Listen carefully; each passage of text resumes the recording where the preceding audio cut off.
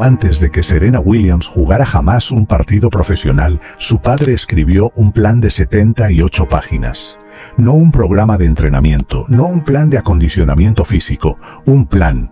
Cubría nutrición, académicos, psicología, estrategia de patrocinios y la trayectoria proyectada de 2 hijas que todavía no habían entrado al colegio. Lo escribió en las canchas públicas de tenis de Compton, California, un vecindario donde las redes a veces tenían agujeros, donde las canchas tenían baches y donde las niñas ocasionalmente tenían que detener sus ejercicios y tirarse al suelo porque cerca habían estallado disparos. Richard Williams, ex aparcero de Luisiana, dueño de una empresa de seguridad, hombre que se había enseñado tenis a sí mismo con libros de biblioteca y videocasetes instructivos, estaba construyendo a 2 campeonas, desde la nada, sobre asfalto agrietado, en uno de los códigos postales más peligrosos del país, y funcionó, que es la primera cosa extraordinaria de esta historia. La segunda cosa extraordinaria es lo que costó, a lo largo de 23 títulos de Grand Slam y 4 décadas de vida vivida a máxima intensidad, un deporte que no fue construido para nadie que se pareciera a Serena Williams y que se aseguró, de maneras tanto sutiles como directas, de que ella lo entendiera desde el principio. Alguna vez te dijeron, no con palabras sino con cada otra señal disponible que el mundo sabe enviar, que la sala en la que estás parada no fue construida para ti, y decidiste ganarla de todas formas. Porque esa es la pregunta en el centro de la historia de Serena Williams, no los récords, no los trofeos. La decisión, tomada repetidamente a lo largo de toda una vida, de quedarse en salas que estaban estructuradas para resistirla y actuar a un nivel que esas salas no tenían marco para categorizar. Bueno, primero viene Compton, porque Compton no es simplemente el telón de fondo de esta historia. Compton es la explicación de todo lo que siguió. Serena Jamaica Williams nació el 26 de septiembre de 1981 en Saginaw, Michigan, la menor de las 5 hijas de Horace Price y la menor de los hijos de Richard Williams con Horace. Venus le llevaba 15 meses. Las otras 3 hermanas, Yetunde, Lindrea e Isha, del primer matrimonio de Horace, completaban un hogar que era, por cualquier medida objetiva, improbable. Richard Williams había crecido como hijo de un aparcero en Luisiana y se había educado a sí mismo por pura fuerza de voluntad. Había visto un partido de tenis en televisión, había visto que el ganador recibía $40,000 en premios y había decidido, antes de que nacieran sus 2 hijas menores, que serían tenistas profesionales. Él y su esposa se habían enseñado a jugar con libros, había elaborado el plan de 78 páginas. Y luego, contra las objeciones de su esposa, había mudado a la familia a Compton. Quería que el entorno endureciera a sus hijas. Obtuvo lo que pidió. Las canchas estaban rotas, el vecindario era peligroso. Durante los entrenamientos, las niñas a veces escuchaban disparos y se tiraban al suelo por reflejo. Un reflejo que Compton enseña a sus hijos desde temprano y que nunca desaparece del todo. Entrenaban de todas formas, desde las 6 de la mañana hasta el anochecer, 500 peloteos para descansar, pelotas malas usadas deliberadamente para que las niñas tuvieran que correr más rápido y agacharse más. Rick Maxey, el entrenador de Florida, que eventualmente las acogería, escribió más tarde haber visto a las hermanas jugar por primera vez en Compton y haber entendido de inmediato que lo que Richard Williams había producido en esas canchas públicas agrietadas no era ordinario. Para 1991, Serena llevaba un récord de 46 victorias y 3 derrotas en la gira juvenil y era la primera en la categoría de 10 años y menores en Florida. Se convirtió en profesional en 1995 a los 14 años. Ganó su primer Grand Slam en el US Open de 1999 a los 17 años, derrotando a Martina Hingis en la final. Y entonces, en los años que siguieron, el deporte que no había sido construido para ella, comenzó a hacer visible su incomodidad de maneras que iban mucho más allá de la fricción normal de la competencia. ¿Alguna vez fuiste innegablemente la mejor en algo? La mejor de manera objetiva, estadística, de récords, y todavía tuviste que gastar energía cada día peleando por el derecho a ser tratada como si pertenecieras allí. Esa pregunta no es retórica para Serena Williams. es un hecho biográfico repetido a lo largo de múltiples décadas en múltiples formas. El incidente de Indian Wells en 2001 es el que dejó la marca más profunda. Ella y Venus estaban programadas para enfrentarse en las semifinales del BNP Paribas Open. Venus se retiró con una lesión de rodilla poco antes del partido. Cuando Serena pisó la cancha para la final, el público, 60.000 personas en el estadio y un contingente mayor mirando, la abucheó. Su padre fue sometido a insultos raciales en las tribunas. Ella jugó la final a través de eso, ganó el título, entró al vestuario y lloró. Describió la experiencia años después como traumatizante, una palabra que usó con precisión, no con drama. Boicoteó el torneo durante 14 años. 14 años. Regresó en 2015, recibió una ovación de pie y lloró de nuevo, lágrimas diferentes esta vez. Y entonces, en septiembre de 2003, en la cima de sus poderes, su media hermana mayor Yetunde Price fue asesinada en un tiroteo desde un vehículo en Compton. Tenía 31 años. Yetunde le había cambiado los pañales a Serena. La llamaba por teléfono cada noche. Trabajaba como asistente personal de Serena, había estado en Wimbledon apenas meses antes de su muerte y también había sido, junto a todo eso, enfermera, dueña de un salón de belleza y una persona que había elegido quedarse en el vecindario que Serena y Venus habían dejado atrás, que había elegido seguir viviendo en la comunidad en la que había crecido. Iba de pasajera en un SUV que cruzaba Compton a medianoche cuando ocurrió el tiroteo. Fue declarada muerta al llegar al hospital. Serena estaba en Toronto filmando una serie de televisión cuando recibió la noticia. No habló públicamente sobre la muerte de su hermana durante años. Cuando finalmente lo hizo, dijo: Yetunde y yo éramos tan cercanas. Ella me cambió los pañales. Pero finalmente llegué a una aceptación de las cosas. La libertad condicional del asesino en 2018, que descubrió 10 minutos antes de un partido de torneo, a través de Instagram, terminó ese partido en 52 minutos. Un juego ganado. Ha dicho que no puede estar cerca de armas. Que regresa directamente a Compton cuando escucha una. Eso no es una metáfora, es la respuesta específica, física, codificada por el dolor, de una mujer que creció tirándose boca abajo en las canchas de tenis al sonido de disparos lejanos y que perdió a su hermana en el mismo vecindario que una vez había sido usado para endurecerla. Ganó el Abierto de Australia de 2004 y dedicó el título a Yetunde. Los años entre 2003 y 2007 pusieron a prueba algo más profundo que la capacidad atlética. Cirugía de rodilla, una lesión persistente en el pie que requirió operaciones y la alejó del circuito por periodos prolongados. Un ranking que cayó en su punto más bajo, fuera del top 100. Durante esos años, los comentaristas y analistas que habían predicho su declive eran numerosos y específicos. Había alcanzado su pico, había perdido el hambre, el juego la había dejado atrás. Regresó al número 1 del mundo en 2009. Ganó Wimbledon a los 32 años. Ganó el US Open a los 33 y a los 34. Ganó 10 títulos de Grand Slam en sencillos después de los 30 años, en un momento en que el tenis femenino había decidido, con la certeza casual de las instituciones que ya se han decidido, que el dominio de una jugadora durante 3 décadas no era posible. ¿Alguna vez te descartaron personas que ya habían decidido que la historia había terminado, y luego escribiste tú misma el final?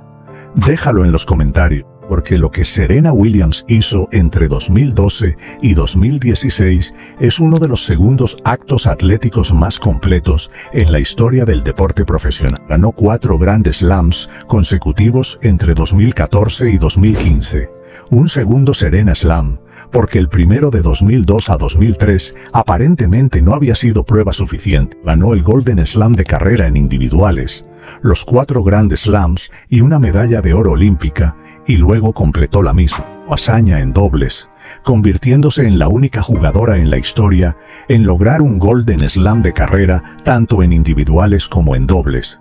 Estuvo clasificada como número 1 del mundo durante 319 semanas. Fue nombrada atleta femenina de la década de los 2010 por la Associated Press y entonces quedó embarazada. Descubrió que estaba embarazada 2 días antes del inicio del Abierto de Australia de 2017. Solo se lo dijo a 5 personas: su esposo Alexis Ohanian, su hermana Venus, su médico y 2 más cuya identidad no ha revelado. Ganó el torneo, tenía 8 semanas de embarazo, derrotó a su hermana Venus en la final. Sigue siendo, por cualquier medida, una de las actuaciones individuales en un torneo más extraordinarias en la historia del tenis profesional. Una jugadora en la cima de su capacidad física, cargando un hecho que casi no podía compartir con nadie, compitiendo al más alto nivel de un deporte, físicamente exigente y ganando un título de Grand Slam. Biori entonces nació Olimpia, y Serena Williams casi murió. El parto en sí, una cesárea de emergencia el 1 de septiembre de 2017, después de que la frecuencia cardíaca del bebé cayera peligrosamente durante las contracciones, fue solo el comienzo. Al día siguiente de la cirugía, todavía en su cama del hospital, sintió falta de aire. Sabía lo que eso significaba. Tenía antecedentes de coágulos sanguíneos, había sufrido una embolia pulmonar antes, vivía, según sus propias palabras, con miedo a esa condición.